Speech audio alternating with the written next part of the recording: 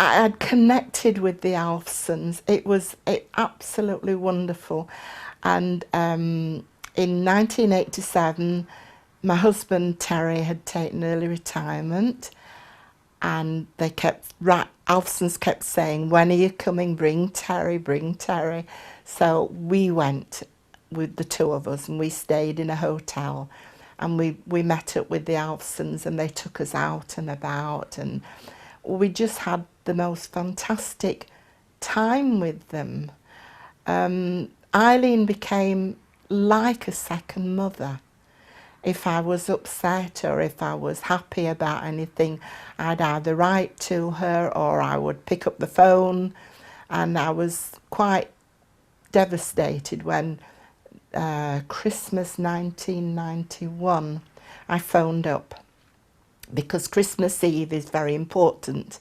They have their parties and things on Christmas Eve, not like we do here Christmas Day. So I phoned up to wish them a happy Christmas, and this young girl answered the phone. And I said, hello, can I speak to Eileen, please? And she hesitated, and she said, just a minute. And then another lady came on the phone, and I said, it's Liesel, can I speak to Eileen? And it was her daughter, Kari. She said, I'm awfully sorry, but my mother's died. She had peritonitis and they didn't catch it in time, and she's died. Well, I was heartbroken. Finn by that time had Parkinson's, and that he was very ill, and they'd had to put him into a retirement home. So I've kind of lost touch with them, unfortunately.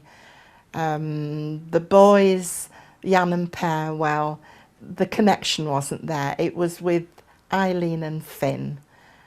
So really I kind of lost my second family.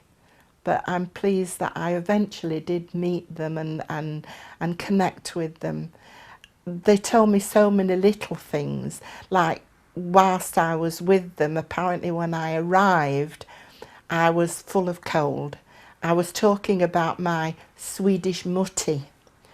Apparently I'd been somewhere in Sweden. I have no recollection of that at all.